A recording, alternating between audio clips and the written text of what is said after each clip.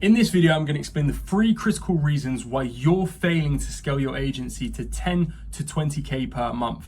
In this video, we're going to delve in to the exact 3 problems I've seen time and again from myself and fellow agency owners that I've coached and worked with over the years to establish why they're not scaling their business sustainably. Now, look, for a pretense, I'm an agency owner. I've scaled my agency, Bespoke Brand Developers, to over £30,000 per month. If you want proof, head over to our Bespoke Academy page. It will be linked below this video on YouTube, so you can actually see screenshots of bank statements. I'm trying to keep everything as transparent as possible and not feed you any BS. Now, there are lots of people out here who are coaching agency owners who are making most of their money through go high level affiliations and YouTube channels.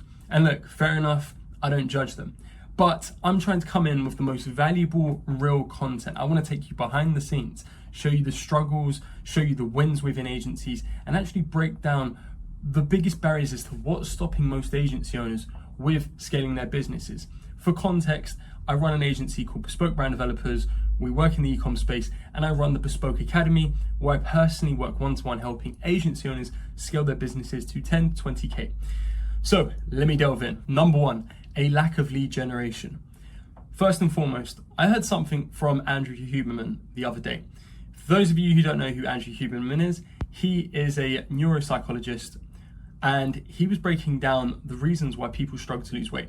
Now, what he did is he spoke about someone who he met, and he explained what you needed to do to lose weight. And he used this analogy. He said, imagine you wake up every morning, you have to jump on a bike for half an hour, and you've got someone who has a poisonous injection running after you, and you have to cycle as hard as you can. He just said that's what you need to do every single day. He mentioned fasted cardio. He said, don't take any calories in through drinks, so orange juices, Cokes, or whatever. Just drink water and coffee and intermittent fast. That was it. So anyways, the guy messaged him back a year later, said, hey Andrew, I've lost 60 pounds. And Andrew was like, okay, what did you do to lose 60 pounds? And the guy just said, well, I just followed what you did.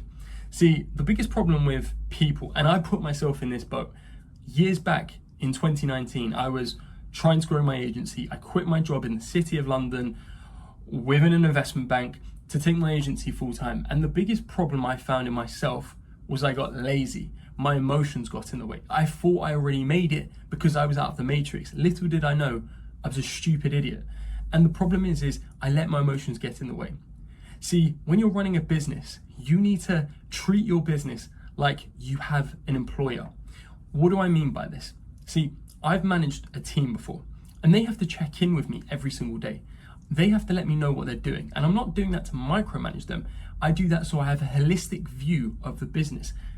As an agency owner, you're here, and you have people who work beneath you who take control of various functions. Now, equally, you need to think as though you've got a boss above you and you're taking orders from them. So if you know every single day, you need to create content, you need to check in with your team, you need to outreach to people, well, that's what you need to do. So break it down, avoid your emotions. If you don't feel like doing it, it doesn't matter. Make sure you hit your KPIs every single day. I'll take it back to 2020, and this was the year when my agency went like that. I turned around and it was so simple. And I always say this, I was speaking to a teenager, a few weeks ago. He's telling me about his agency. Oh bro, like, what can I do to grow my agency? And then he started talking to me, and he said to me, oh, cold outreach is saturated. That's not true. Cold outreach, cold calling as an outreach method has been going for the last 50 odd years, since telephones were invented. Every channel works. If you can find someone in your industry who has scaled their business up through cold outreach, it works. There are companies within central London, within Sydney, New York, wherever, any big city in the world, who have cold calling centers. Companies, if you speak to investment banks, if you speak to sales companies, what do they all do? Cold outreach. They're looking at how do they hunt for clients, because they know they can predict that. You can't necessarily predict how many inbound leads you get, whereas if you do cold, you can work out your numbers, you can test, iterate scripts, and you can scale that. Do not let your emotions get in the way. I sent out 10 messages at a minimum per day on Instagram, and that's what helped me scale my agency. And then I got essentially freelance, commission only outreach agents to come in. They would do that, they would follow the same scripts. I had 3 at one time. They scaled. I had one great guy who came in, friend of mine now called Conrad. He came in, he took that, he ended up getting a full-time position with me, because all we had to do, and all what differentiated him from other people, is he followed the bloody process. Others would let things get in the way. They'd say, oh, I couldn't do the outreach today because I got busy. Oh, I've got this on my plate. No, outreach is simple. Just do it. That's the biggest problem. Do not let your emotions get in the way. Another point on to that. Stop doing the basics. What do I mean by this? So the basics, or let's just rephrase that, start doing the basics and stop doing the things that are getting you out of the way. To expand on that point, people stop doing the basics.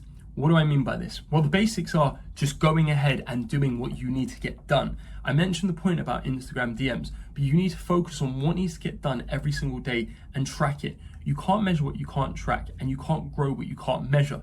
Think about that for a moment.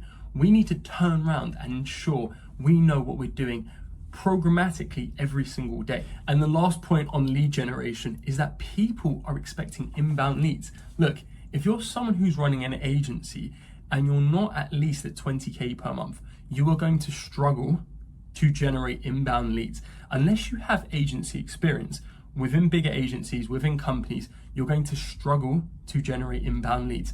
I had that problem. I always thought when I first started my agency, oh, well, I do this job now and people are going to contact me and they're going to ask me for my services. There are lots of industries where word of mouth and referrals work. Builders is a big one for that. My dad, he's a builder. A lot of his business comes in from a friend of a friend and someone who knows someone. But in the online world, a lot of people don't know you. You could be an agency owner who is based in India and you're looking for people in America. You're going to struggle. Equally, you could be someone like me who's London-based when I first started. I have a probably better network than someone in India as an average. However, I would still struggle to sign leads because of the amount of knowledge I had and the amount of reputation and clout that I had within that space. And I think a big problem is that most people who come into the agency space, who start up an agency, because they see low barriers to entry, it also means A, you have probably not as much knowledge as someone who is older than you starting a business. B, your network isn't as well established. And C, you don't know how to harvest that properly. So stop relying on inbound leads. If you get 1 or 2 inbound leads a month, then fantastic. But think that you have nothing coming in and you need to go out looking for your work. Client 2, and this is probably fundamentally the biggest problem that I see within agencies that can't scale to 10 to 20K per month, and it's client retention. I'll hold my hands up. I've gone through the process of losing clients after a month, 2 months, and it sucks. I remember a client a few years ago, we took them on, they wanted to take some work in-house, and they gave us a shot. And within 3 weeks, they cut us. It was about £1,500 a month retainer, and I was gutted. But it was one of the best lessons I ever learned, because the mindset I adopted then was from Jocko Willink, who spoke about the concept of default aggression. I went in and gave that project my all, and it wasn't good enough for the client at that time, and I accepted it. And that client actually came back to me 2 years later and said, hey, I love what you're doing, and then we re-signed them. And that was essentially an inbound lead. But they said they loved my approach. I turned around, held my hands up and said, hey, we just weren't good enough back then. And that was it.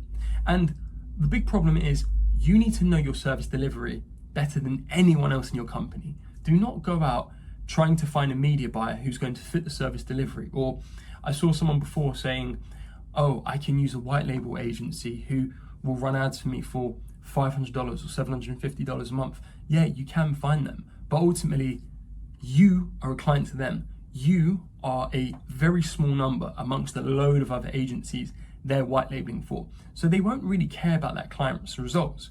And you need to put yourself in the mindset of feast or famine, that if you lost that client tomorrow, you'd be down to square zero. You don't want to go through the headaches of having to chase up invoices and deal with aggressive and angry clients. And I kid you not, anyone who tells you who's been running an agency for as long as I have, and it's 6 years coming up in 2 months, you will have upset and angry clients. And anyone who tells you otherwise, they're probably lying to you. Everyone's had a problem with their clients. Now, what do you need to do?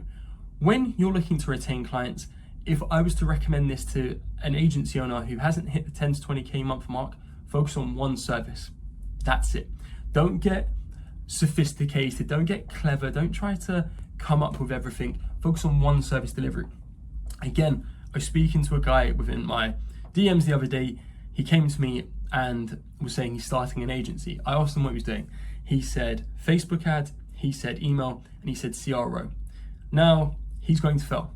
At that level, he will fail. Now, he might be an anomaly and he might prove me wrong in 6, 12 months time, but I would bet 95% that he will fail. And the reason being is he's over sophisticated everything he's offering. He just needs to focus on one service, because as someone who's just starting a new business, he is turning around and he's trying to learn 3 different service deliveries. We're probably going to try to outsource it. And I'll give you an example, and I'll use the martial arts example. As a martial artist, this is how I think. So I've been training Brazilian Jiu-Jitsu for 4.5 years. I've taken some breaks in between, injuries, whatever. But fundamentally, I'm a blue belt in Jiu-Jitsu. If someone comes to me and they've trained MMA 1 day a week, Muay Thai 1 day a week, and Jiu-Jitsu once a week, versus me who trains Jiu-Jitsu every single day, or say 4 or 5 days a week, then who's going to win in a Jiu-Jitsu match? We're being specific. I'm going to outperform that person because I have that experience. Now, he's trying to be essentially homogenous. He's trying to do everything, be a jack of all trades. That doesn't work. When you try to come in and know everything, you're going to get found out very quickly. In MMA, in the world of fighting, martial arts, people's games get found out very quickly. If you come in with a bit of an ego and try to know something about everything, you know nothing about one thing. And that's the big problem. Focus unanimously on client retention. If you were to sign one client every single month for the next 12 months, by the end, you would have 12 clients. If you had 12 clients paying you £1,500, $1,500, whatever, you'd be making 18K MRR every single month. And that's just retaining those clients. Now, think about this as another cycle. You would sign one client every month, they stay for 3 months. Eventually, yeah, you would have more clients, but you'd be leaking, you'd be churning. And that's where you can start to get really sophisticated understanding churn cycles. So we got to a point where we knew our churn cycle. We would on average retain a client for 8 months. Now, if we could retain a client for 8 months and we were signing 3 clients a month and we were losing 1 client at one point it was we'd sign 4 clients, we'd lose 1 client. Well, that was a good level. We could progressively grow, and that was fantastic. So you need to know how to look after clients. That's the number one thing above all else. And that's before you go get sophisticated and get a team in. That's what you need. You need to track your results and you need to report your results. And the biggest lesson I could give to anyone who's looking to get their agency to 10 to 20K per month is to over communicate to your clients. Build what's called a heuristic. So something you do every single week, something that is a non-negotiable. Now, you can process drive this by creating a document that you can put in Notion or Google Docs. And what you can do is every single week, just report an update to that client and just say, hey, name, over the past 7 days, we've done so. Our plan of action is for the next 7 days. And this is what we do with our media buyers. So when they come in, we give them training, we show them what they need to send to a client every single week, and they do that for a Loom video. And most of our clients love that. But we give our clients the options whether they want it written or they want a Loom video, and 90% go for a Loom video just because it's easier to digest and it's great like that. So we use that, we send that over, and we do 2 things. We mention, I was going to put my middle finger up there, we mention what we've done over the past 7 days and what we're looking to do in the next 7 days to further improve. And it gives clients such good peace of mind to know that we're actively working on improving their business. And it changes us just from an agency to a growth partner. And as a growth partner, we're just looked at completely differently.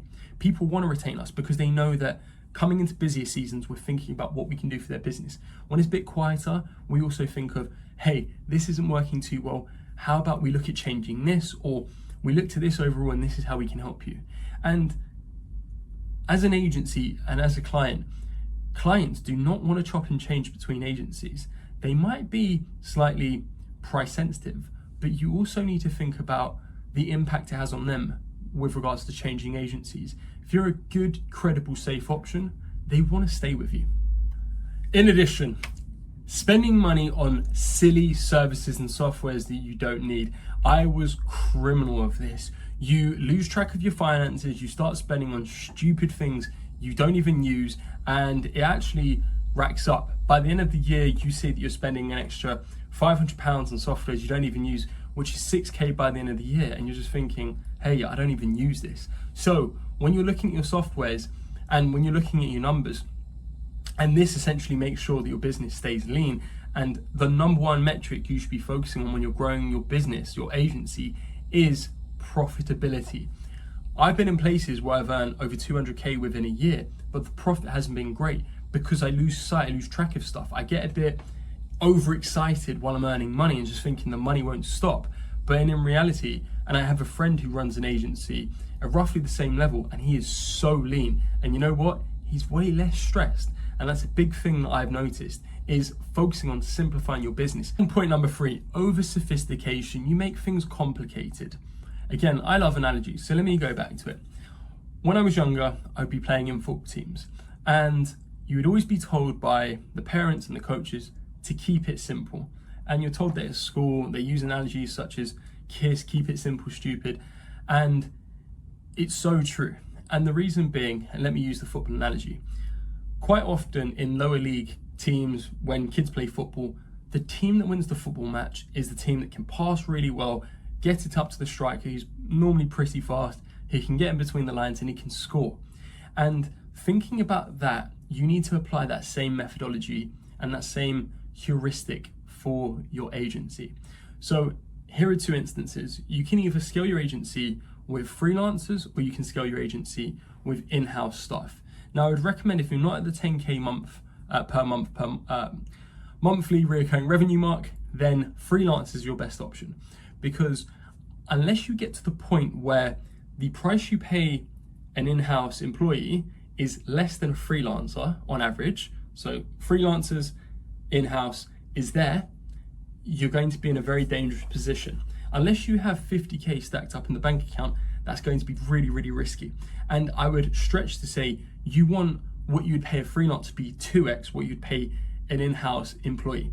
So you could go out and you could find media buyers, or you could find PR specialists or CRO specialists, SEO specialists, whatever. And when they get to the point where maybe they're charging you £500-700 per client, whatever, then you might start to think, okay, well, they've got 7-8 accounts now. How much would it cost me to have someone in-house? What do my contracts look like? How long am I holding clients for? You need to really delve into your numbers. So tracking your finances is key for that. And actually managing those people. So having consistent training, making sure there's processes in place so they report to you twice a week, actually giving you a video to break down what's happened. You need to know they're actually doing what they're doing. So using softwares like ClickUp or Monday or whatever, so you can progress and see what they're doing. The worst thing in the world is when you have people that you're managing and you've got a service delivery. So our service delivery contracts with a classic client would look like paid ads, email marketing, content creation. And within those, there are small, minute details. So if we were to drop down, we would say, okay, this is how much budget we're spending on ads. And before, we would have media buyers who were spending only 15% of a budget. And that's wrong. That doesn't work. And you need clear, transparent accountability. So you need to have a Google Sheet where your freelancers or in-house staff put videos in. And then that way you can see what they're doing. You can see what they've done over the last week. You can see what's happening on a real granular basis. And if people hate that, it doesn't matter. You're not there to micromanage, but you're there to get results. And with most agencies, you're probably living wherever and your freelance or team member is in the other side of your city or in another country, or if you're a nomad, then you're in a completely different place, and you need to make sure people are doing what they're saying they're doing. And that is very, very important, but you need processes. You can't be badgering people, you can't be micromanaging, you can't be down their throats, because those people will leave straight away, they will give you headaches. You need to make sure you have control and you're having clear guidelines. So what we do is we have a weekly team call every Monday, 10 a.m, where the team goes through everything. We go through every single client we have to see what's happening. We break that down, and again, and it's super simple. We look at what we did the last week, what went well, what didn't go so well. What are we doing this week to fix last week and improve it? So either things aren't good, we want to make them good. Things are going good, we want to make them better. And it's essentially compounding on what we're doing. That is key. And my last point is not having SOPs in place, standard operating procedures. Now, if you're doing everything bespoke and you're tailoring everything to every client you're working with, no bueno, that's not good. You can't scale an agency. You will get stressed. I've seen it before. My agency is called Bespoke Brand Developers. And while everything we do for clients is bespoke, we have templates in place. We have frameworks. So when we get a new client on, we can start from level 5 as opposed to level 0. And everything's process driven. So we have templates when clients come on. We have everything in place, so we make sure the client experience seems so seamless. And this makes it bespoke to them because they're thinking, wow, they put so much effort in. But I kid you not, every good business has this in place.